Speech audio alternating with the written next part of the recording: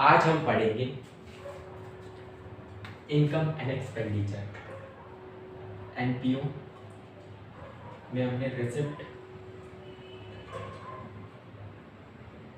And payment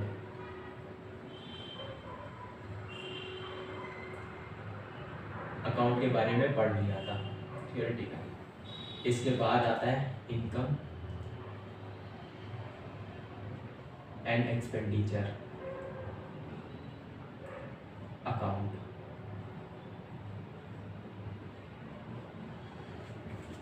eleventh class के अंदर final account के अंदर हमने जो सेकंड अकाउंट बनाया था ट्रेडिंग अकाउंट के बाद, वो था profit and loss account. Income and expenditure account और प्रॉफिट एंड लॉस अकाउंट ये दोनों कॉमन है, बस एक चीज़ का डिफरेंस है, ये प्रॉफिट के लिए वर्क नहीं करते जो कि एनपीओ है, और ये प्रॉफिट के लिए वर्क करते हैं। ठीक है, प्रॉफिट के लिए वर्क ही नहीं करते। अब प्रॉफिट के लिए वर्क ही नहीं करते तो इसके अंदर प्रॉफिट और लॉस निकलता था। ठीक है, और प्रॉफिट एंड लॉस अकाउंट को इसलिए बनाया जाता था क्योंकि इनके डिफरेंस को डिटरमाइन कर सके। और इनकम एंड एक्सपेंडिचर को इसलिए बनाया जाता है क्योंकि सरप्लस डेफिसिट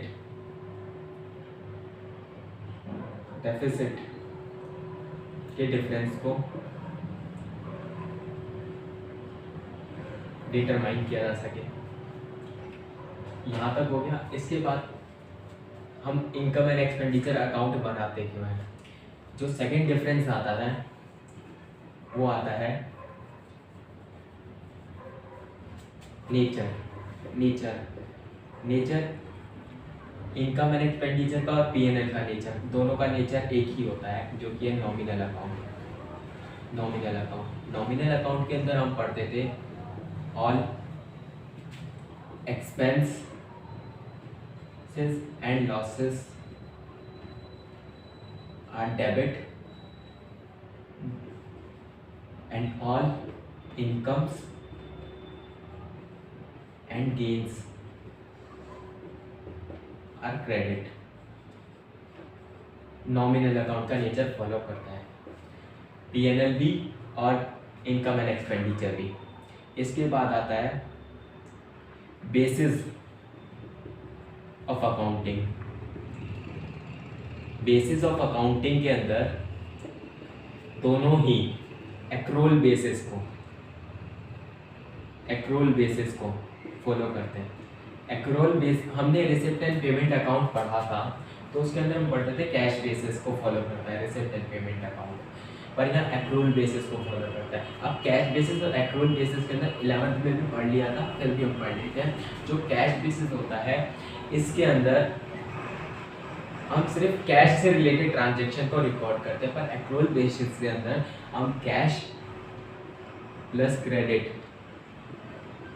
दोनों प्रकार की ट्रांजैक्शन को रिकॉर्ड करते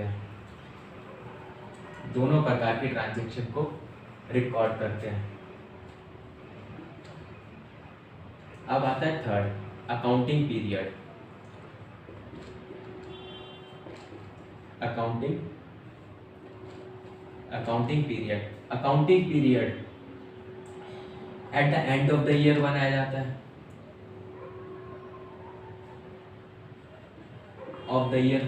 है। ये ठीक है।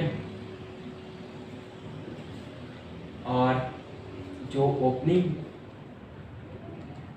एंड क्लोजिंग जो इसका बैलेंस होता है वो इसके अंदर नहीं दिखाया जाता।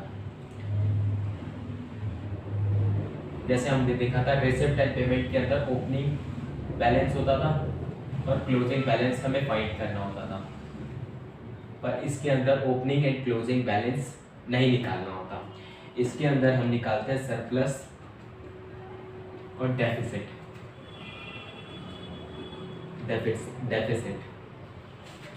इसके बाद आता है पांचवा एडजस्टमेंट।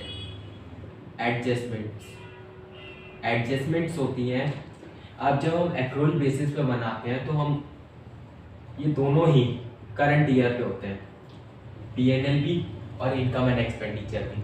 जो करंट ईयर का मतलब होता है जो प्रीवियस ईयर्स की ट्रांजैक्शन होती है वो हम इसके अंदर रिकॉर्ड नहीं करते। करंट ईयर से रिलेटेड जितने भी आउटस्टैंडिंग होंगे उन सब की एडजस्टमेंट इस अकाउंट के अंदर होगी। जो प्रीपेड होंगे, प्रीपेड एक्सपेंसेस होंगे, उन सब की ट्रांजैक्शन इसके अंदर होगी। और नॉन कैशेबल जितने भी होते हैं, एक्रूअल बेसिस की खासियत होती है नॉन कैशेबल आइटम होते हैं जो भी, वो सब भी इसके अंदर आते हैं। जैसे डेप्रिसिएशन हो गया, डेप्रिसिएशन एक नॉन कैशेबल है, तो एडजस्टमेंट के अंदर ये सारी चीज़ें इंक्लूड होंगी जो कि इनकम एंड एक्सपेंडिचर के अंदर होती है। Thank you so much for this classes. We will discuss the example in next class.